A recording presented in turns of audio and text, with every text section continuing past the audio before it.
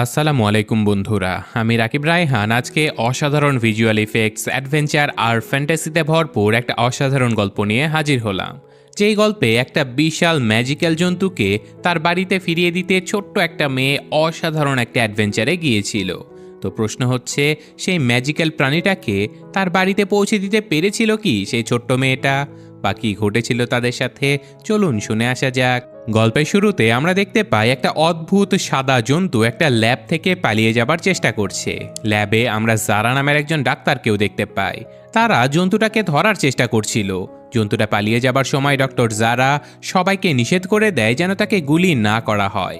এদিকে জন্তুটা পালাতে পালাতে ল্যাবের প্রধান ফটকে এসে পৌঁছে যায়। প্রধান দরজাটা আবার ইলেকট্রিক মোশনে মেনটেন করা ছিল, অর্থাৎ জন্তুটা যদি দরজায় স্পর্শ করে তাহলে শক খেয়ে সেটা মারা যেতে পারে। তখন জন্তুটা তার শরীর থেকে অদ্ভুত রকমের আলো ছাড়তে শুরু করে, যার ফলে প্রধান দরজার ইলেকট্রিক মোশন ভেঙে গিয়ে দরজাটা খুলে যায়। এরপর জন্তুটা সেখান থেকে পালিয়ে চলে যায়। আর এর থেকে বোঝা যায় যে জন্তুটার অবশ্যই অদ্ভুত কোনো ক্ষমতা রয়েছে। তো যাই হোক, পালাতে পালাতে রাতের অন্ধকারে একটা ছাদে উঠে সেই জন্তুটা চুপচাপ সেখানে বসে থাকে। তার সামনেই মাউন্ট এভারেস্টের একটা ছবি দেখা যায়। মাউন্ট এভারেস্টের ছবিটা দেখে জন্তুটা যেন খুবই এক্সাইটেড হয়ে যায়।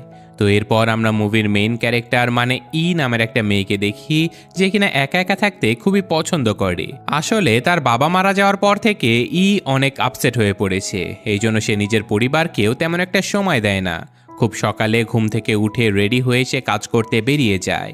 কখনো কখনো সে লোকেদের কুকুর হাঁটায়, আবার কখনো কখনো গাড়ির টুকরোগুলো জড়ো করার কাজও করে।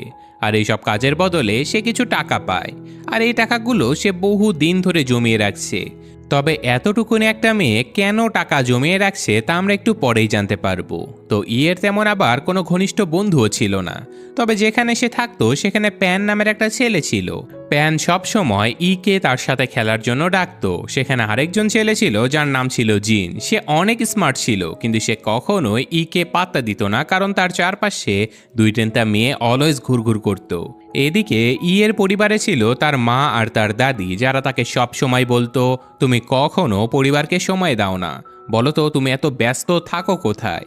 এদিকে নিজের ঘরে ঘুমানোর অভিনয় করত এইসব কথাবার্তা থেকে বাঁচার জন্য।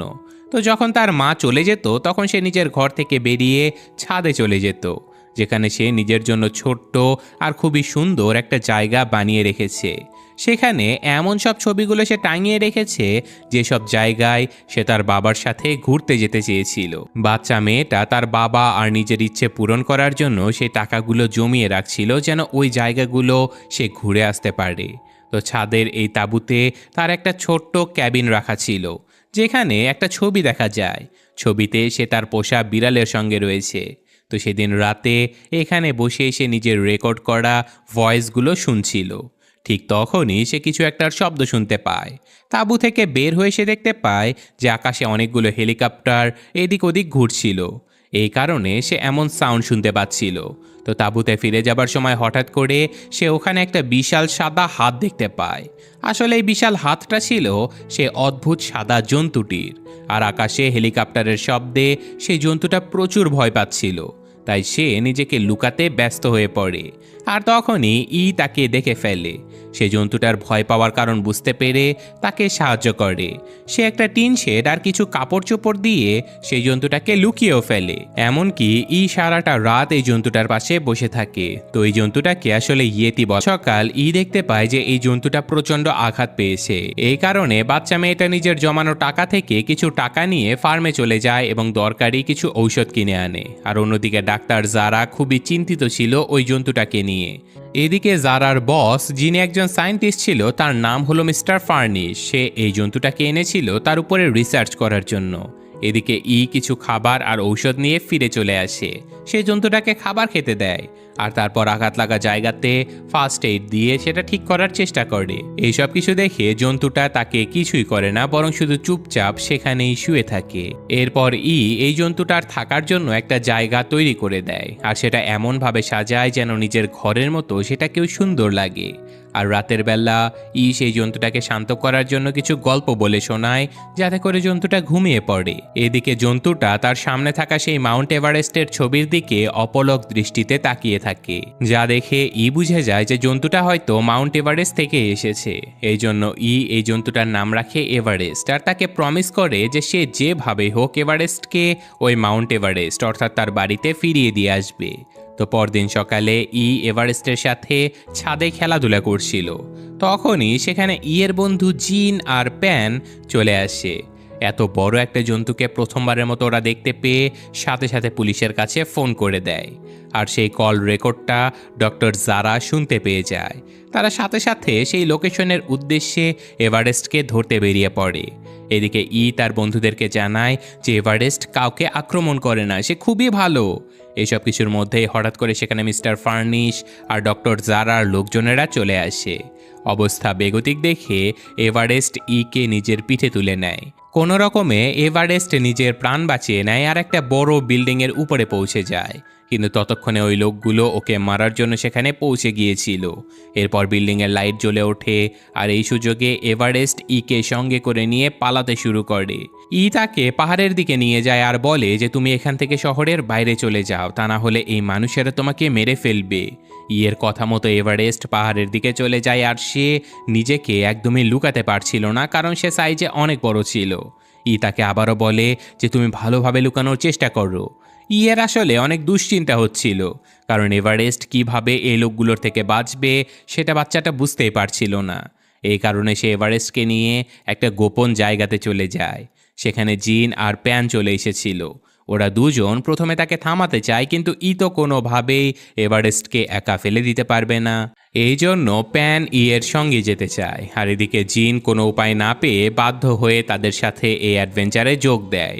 এরপর আমরা 153 নামের একজন জুনিয়র ডাক্তারকে দেখতে পাই, যে বলে যে ইয়েতিটাকে মারার কোনো দরকার নেই, ও খুবই ভালো প্রাণী, আর ও এমন একটা প্রাণী যাকে কেউ আগে কখনো দেখেনি। আর তাছাড়াও এই প্রাণীটার অদ্ভুত কিছু ম্যাজিক্যাল পাওয়ার রয়েছে। সে মিস্টার ফার্নিশকে আরও পরামর্শ দেয় যে সে চাইলে ইয়েতিটাকে ধরে মিউজিয়ামে বা ইভেন্টে ব্যবহার করতে পারে অন্য সকল প্রাণীগুলোর মতো। তখন মিস্টার ফার্নিশ বলে, আমি আমার জীবনে এতগুলো বছর একটা ইয়েতির পেছনে খরচ করেছি শুধু এই প্রমাণ দিতে যে ইয়েতির অস্তিত্ব সত্যিই রয়েছে। আজ পর্যন্ত সবাই আমাকে পাগল ভাবত। এই কারণে আমি চাই যে করেই হোক ইয়েতিটা বেঁচে থাকুক, কিন্তু এখন যে পরিস্থিতি এসেছে তাতে ইয়েতি বেঁচে অথবা মৃত যেভাবেই থাকুক, আমার বাস ইয়েতিটাকে ফেরত চাই। এরপর আমরা দেখি আর তার দুই বন্ধু এভারেস্টকে নিয়ে বহু দূরে চলে এসেছে। এভারেস্টকে তার ঘরের রাস্তা দেখায় এবং বলে যে তোমাকে হিমালয় পর্যন্ত যেতে হবে, কিন্তু এভারেস্ট এইসব কিছু ঠিকমতো বুঝতে পারে না, সে শুধু আপন মনে খেলেই যাচ্ছিল। তো যাই হোক, এরপর তারা লুকানোর জন্য একটা বড় কন্টেইনারের ভেতরে ঢুকে পড়ে। তো সামনের দিকে যাওয়ার বদলে সেই কন্টেইনারটা অন্য একটা ট্রাকে লোড করে দেয়া হয়। সেই কন্টেইনারের মধ্যে ছিল প্রচুর কোল্ড ড্রিঙ্কস, আর এত বেশি কোল্ড ড্রিঙ্কস খাবার কারণে এভারেস্ট এবং প্যান দুজনেই খুবই দুষ্টুমি করতে থাকে। তাদের লাফালাফির কারণে সেই কন্টেইনারটা জঙ্গলের ভেতরে পড়ে যায়। কন্টেইনারটা ভেঙে যাবার পরে ভেতর থেকে অনেকগুলো ক্যান বেরিয়ে আসে, আর এই জন্য এভারেস্ট আর তার বন্ধুরা জঙ্গলের দিকে দৌড়ে চলে যায়। এদিকে তারা যেহেতু এতক্ষণ ঘর থেকে বাইরে ছিল, তাই তারা সবাই খুবই ক্ষুধার্ত হয়ে পড়ে। এমনকি এভারেস্টও এই ব্যাপারটা বুঝতে পারে। আর আমরা তো প্রথমেই দেখেছি যে এভারেস্টের অনেক ম্যাজিক্যাল পাওয়ার রয়েছে, তাই সে তার ম্যাজিক ব্যবহার করে সেই জায়গাটা চারদিক থেকে ব্লুবেরিসে ভরে দেয়। সবাই সেই বেরিগুলো খাওয়ার জন্য এগিয়ে চলে যায়, কিন্তু এভারেস্টের নিজের ক্ষমতার উপরে একদমই নিয়ন্ত্রণই ছিল না, আর তাই সেই ব্লুবেরিগুলো এতটাই বড় হয়ে যায় যে সবাই সেই ব্লুবেরির উপরে গড়িয়ে গড়িয়ে পড়ে যেতে থাকে। তো সবাই কোনো রকমের প্রাণ বাঁচিয়ে এভারেস্টের দিকে দৌড়াতে থাকে। এরপর রাতের বেলা ক্লান্ত হয়ে সবাই একটা জায়গাতে জড়ো হয়। সেখানে জিন বলে যে অনেক হয়েছে, আমরা পরদিন সকালে এখান থেকে ট্রেন ধরে বাড়িতে চলে যাব, কিন্তু তার কথা মানতেই চায় না। সে বলে যে এভারেস্ট এখনো অনেক ছোট, আমরা ওকে একা ফেলে কোথাও যেতে পারবো না। পরদিন সকালে এভারেস্টের পাশে বসে বেহালা বাজাচ্ছিল, তখনই পেছন দিক থেকে জিন আর প্যানও এসে পড়ে। ওরা বলে যে এই বেহালা তো তোমার বাবার, তাই না? এই কথা শুনে একটু চুপ হয়ে যায় আর বলে যে আমি এটা বাজানো ছেড়ে দিয়েছিলাম, কিন্তু মাঝে মাঝে এখনও বাজায়। ঠিক সেই সময় ফার্নিশ আর ডক্টর জারা তাদের ট্রাক নিয়ে এই জায়গাতে পৌঁছে যায়। মিস্টার ফার্নিশ তার পুরো ফোর্সকে এই ফরেস্টে লাগিয়ে দেয় খুঁজে বের করার জন্য ইয়েতিকে। এদিকে সবার সঙ্গে এভারেস্ট একটা পর্বতের উপরে উঠতে শুরু করে, কিন্তু টেকনিক্যাল কারণে তারা একটা জায়গাতে আটকা পড়ে যায়। তখন হঠাৎ করে এভারেস্ট থেমে যায় আর তার চোখের সামনে প্রচণ্ড রাগে মিস্টার ফার্নিশ তার পেছনে এসে পড়ে, যা দেখে এভারেস্ট তার ম্যাজিক্যাল শক্তি দিয়ে একটা ছোট্ট গাছকে বিশাল বড় গাছে রূপান্তরিত করে ফেলে। আর এই গাছের উপরে বসে সবাই একে একে উড়ে যেতে থাকে, কিন্তু জিন তো এভারেস্টের উপরে ভরসা করতেই পারছিল না। তাই সে ওখানেই থেকে যায় এবং বাকিদেরকে বলে যে আমি নদীর ধারে তোমাদের সঙ্গে দেখা করব। কিন্তু জিনকে ডাক্তার জারা এবং মিস্টার ফার্নিস ধরে ফেলে। ডাক্তার জারা জিনকে বোঝাতে থাকে যে এভারেস্ট আসলে একদম বিপজ্জনক একটা প্রাণী। সে যদি কারো কাছাকাছি চলে আসে তাহলে তাকে মেরেই ফেলে। আমরা তাকে মারতে চাই না, আমরা তোমাদেরকে বাঁচাতে চাই, তাই আমাদেরকে সাহায্য করো যাতে আমরা ওই প্রাণীটাকে খুঁজে পেতে পারি। এই কথা শুনে জিন ভেবেছিল যে ডাক্তার জারা হয়তো ঠিকই বলেছে, তাই সে বলে যে আমরা সবাই নদীর ধারে দেখা করতে চেয়েছিলাম। অন্যদিকে এভারেস্ট আর প্যান পৌঁছে যায় 165 নাম্বার পয়েন্টে, যেখানে চারপাশে কাউকে দেখাই যাচ্ছিল না। তারা ভাবে জিন যদি এখন আমাদের সাথে থাকতো তাহলে অনেক ভালো হতো, কারণ জিন একটু ম্যাচিউর ছিল আর ওদের তুলনায় একটু বড়ও ছিল। অন্যদিকে আরও একটু দূরে মিস্টার ফার্নিশ আর ডাক্তার জারা নিজেদের মধ্যেই কথা বলছিল। ডাক্তার বলে যে আমি আমার পেটসদের অনেক ভালোবাসি।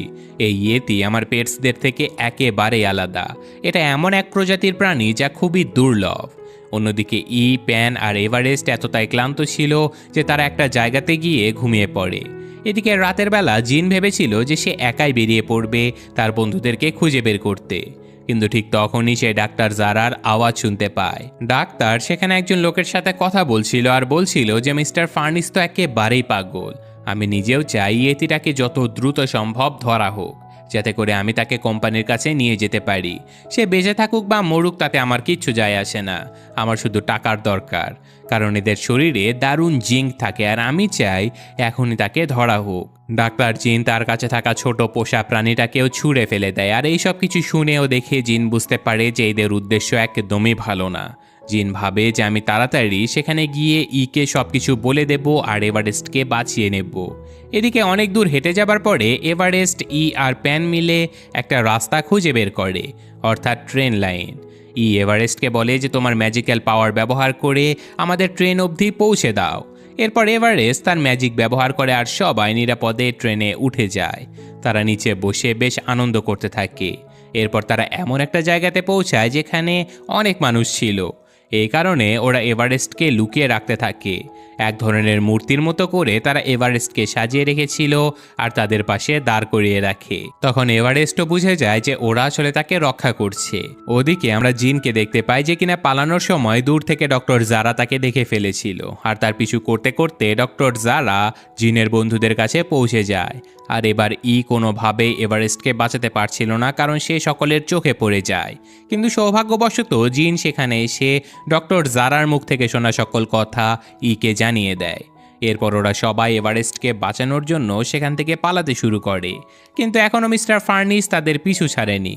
এদিকে ওরা যেতে যেতে একটা নদীর কাছে চলে আসে। অবশ্য সেখানে একটা নৌকাও ছিল। এভারেস্ট তখন তার ম্যাজিক দিয়ে পানির মধ্যে ঢেউ সৃষ্টি করে আর সেই নৌকাটা খুব জোরে চলতে থাকে।